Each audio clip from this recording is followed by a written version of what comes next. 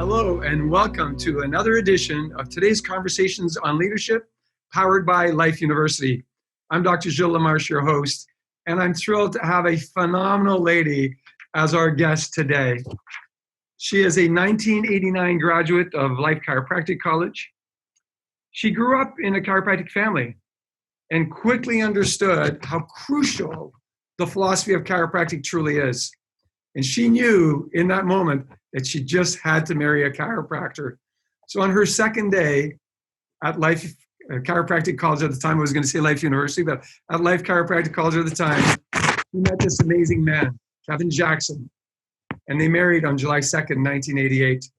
They have two stunning daughters that I've had the opportunity to meet and greet and hug on several occasions, Hina and Chloe, and a son-in-law, Austin, and a beautiful little grandson, Hayden James Schaefer. Selina and Kevin have been practicing together since October of 1991 in York, Pennsylvania. And again, I've had the privilege, honor, and pleasure to visit them in their office and see them in action. Wanting to enjoy being a great wife, a mother, and a high-volume chiropractor, Selina realized the importance of expressing the chiropractic philosophy efficiently and passionately. And passionate she is. She believes that people may not always remember what you said, but they will always remember how you made them feel. Her goal after sharing her 12 to 14-minute new patient orientation is to leave the patient saying, wow. Selina is one of 14 founders of the League of Chiropractic Women and is on the executive board as Secretary-Treasurer. She's also been the Secretary-Treasurer and Vice President of the International Chiropractors Association. And in April 2021, she was elected board chair of the ICA, the first woman to ever hold this position. It's my great honor and pleasure to welcome to today's Conversation on Leadership, Dr. Selina Sigafoose-Jackson. Welcome, Selina. Hi, good morning. Hi. So happy to have you with us. I know that you've held multiple leadership roles in your life, from wife to mother to doctor to serving on multiple boards. So my first question to you, as it relates to becoming a leader, can you name a person who had like a tremendous impact on you as a leader? Maybe someone who was a mentor, and why this person had an impact on you, or these people had an impact on you? Yeah, I think that's the better word, people. I haven't, in my role in chiropractic, of course, I would have to say that my dad was a great mentor. Dr. Sid and Dr. Nell, phenomenal mentors. So in the world of chiropractic and practice in school and just growing up in chiropractic, phenomenal mentors in my life, like huge people, but yet understanding that they were human beings and they were touchable and they were approachable. I love the story of when Kevin and I were practicing in Florida after we graduated. Dr. Sid and Nell heard that we wanted to leave and move to Pennsylvania, and so they took me to lunch in St. Simon on St. Armand Circle at the Cuban restaurant. They loved that, and they made we just had a wonderful afternoon. And then Dr. Sid made the comment, and I believe that he felt innately that us moving to Pennsylvania was the right thing. And he used that example that two people working together are like the force behind the engine of a train, where those two people merge together and become more powerful. And they really encouraged us to make that move. And in my leadership roles, I will have to say that fantastic mentors through the International Chiropractors Association. And, that's a big organization where it's been a lot of men. And I won't say that I had to force myself or break myself in.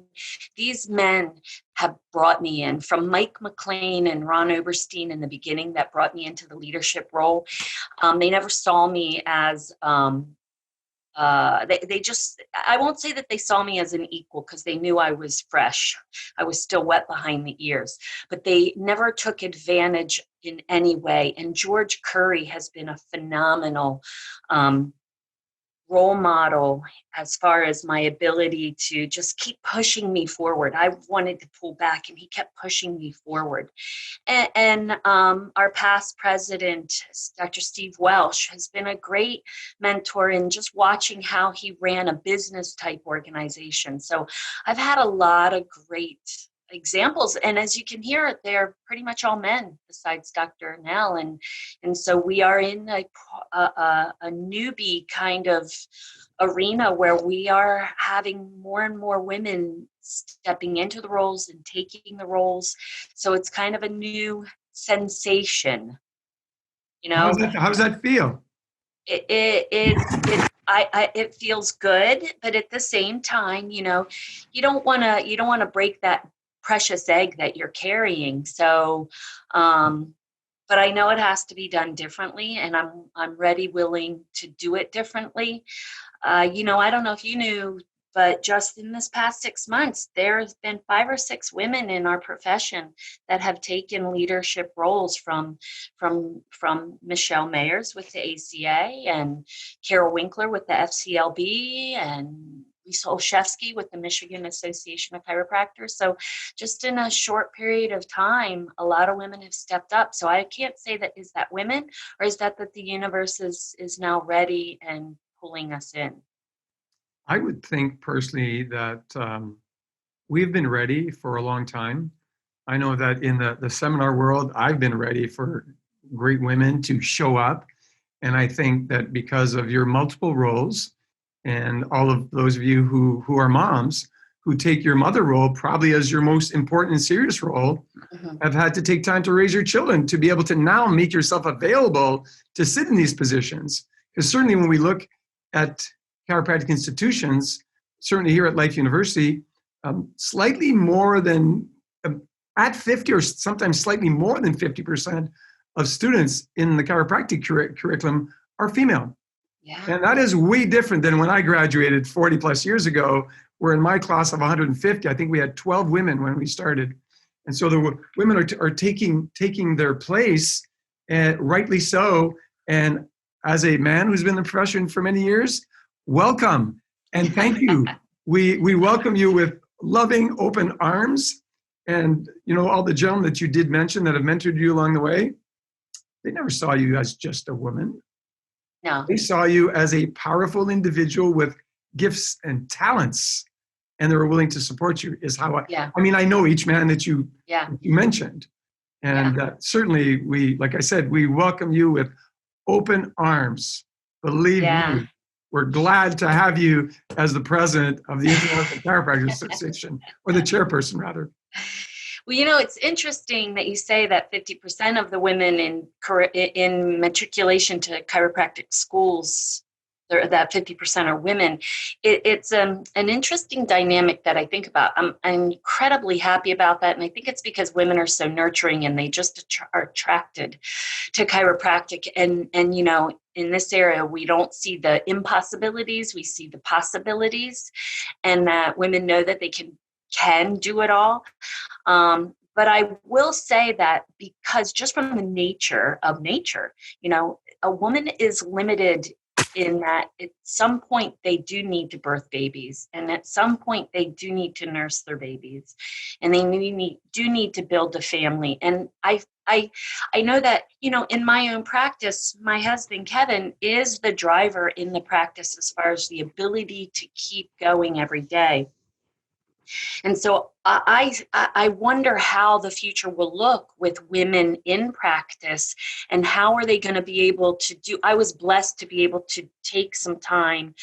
I never took time out of the office ever. I just changed my hours so I could be all mom or all chiropractor.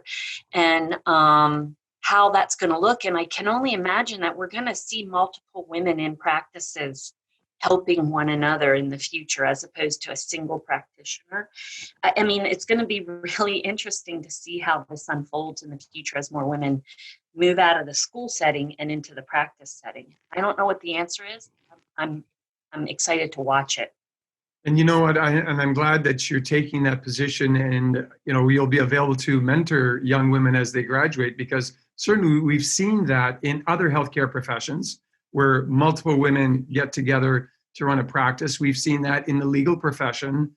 And it's the reality of the world, right? I mean, men don't birth babies and men don't nurse babies, but moms or women who decide to have a family, then there's certain responsibilities that come with that. So I'm glad you certainly have processed it well, and you're certainly a great example of possibility for young women. And I know that you make yourself available, and probably in the future will make yourself even more available to mentor young women as they look to mentors like yourself that are so accomplished, both personally and professionally. So thanks for sharing that insight. Another question is, what are the most important decisions that you make as a leader of your organization? And I like to break that up maybe in three spaces. The leader of the organization we call the Sigafoose-Jackson family. The leader of the organization we call the Sigafoose-Jackson Chiropractic Practice. And now as chairwoman of the International Chiropractic Association. So I think one of, like, as the family is concerned, I guess how you do one thing is how you do everything. And so I like order. I like cleanliness. But I have my way, and then there's the family way, and compromise is big. My family might not always think that I'm a good compromiser, but if they only knew what was going on behind here, compromise is huge. Sometimes you have to go to bed with a dirty kitchen. Like, there's just not enough time in the day. So understanding I have to compromise that, I may not wake up to a clean kitchen. I may not wake up to a clean house. So I compromise on that. The kids, long time ago, I let the kids go as far as how to take care of that home. So compromise without compromising the important things, compromising on the small things. As far as in the practice, I also learned really early on that there had to be a level of hierarchy, and I can't be at the top ring. And I had to, and a lot of women don't like this word, but I had to be a little subservient to Kevin when I needed to be. When I knew what I knew, I took that helm and I made the decision of what I was going to do in the office. But in other things, I had to be subservient, and that was a matter of not just survival, but of skill. Kevin has the skill to get out there and see and keep moving and keep adjusting and keep adjusting. I have the skill of loving and hugging and stopping in the middle of things and going into the waiting area and just having a fitful laughter conversation with patients and getting on the floor and kissing the babies. So knowing when to hold them and knowing when to fold them. If you don't like that word subservient, think of another word, but it just, at some point, you are a human being. As far as in the chiropractic world, whether it's LCW or ICA, I'm a firm believer of saying yes, always saying yes. You can always back up and say no once you've said yes, or figure it out from there. But if you say no, the door shuts. If you say yes, the door stays open. And when that door is open, then you can come inside and you can say, all right, I can do this, and then. But if you say no, that opportunity might not come back. And so the decisions that I made when I was asked to just join the leadership of ICA, I was scared. We had just begun the LCW. My father had just had a heart event, and I thought, I can't do this. But then I realized I have to do this, because will the opportunity come again? And so I said yes, and I figured it out, and here I am 8 years later, still saying yes. I know that personally, my brain always goes, how do I get to yes? So when someone asks me something and I'm not really sure, that's really what starts to germinate in my head was, how do I get to yes? How can we make this possible? When it makes sense, of course, right? Mm-hmm. So I agree with you that being willing to step in, often I tell students, how life really starts moving forward for you? You just show up. Right. Just show up and you say yes. Great thought process on that. Yeah. What is one or maybe a couple of different characteristics that you believe are absolutely necessary for an individual to become a great leader?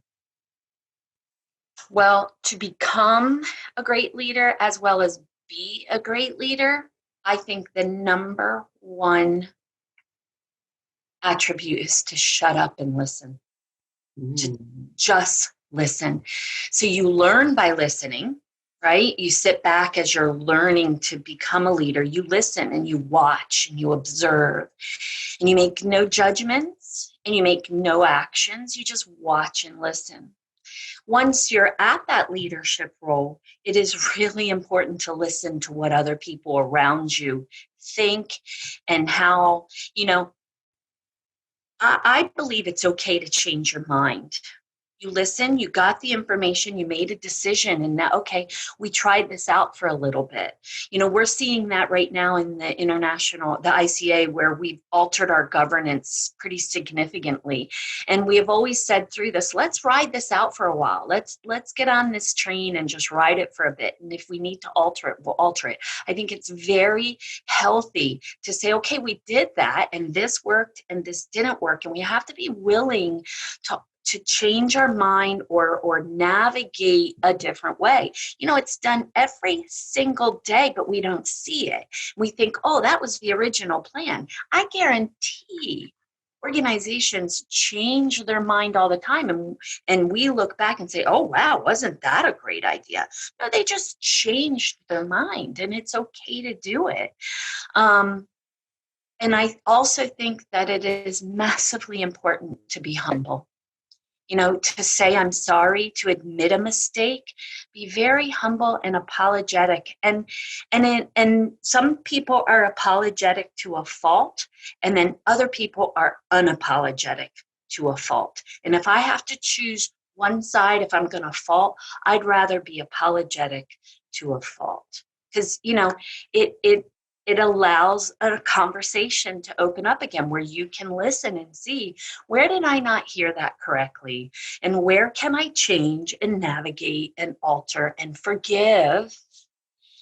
Scripture says that we need to ask for forgiveness, but we always need to be thankful. And that's part of humbleness, is being thankful. And I think it's crucial, and we forget that sometimes, to just say thank you.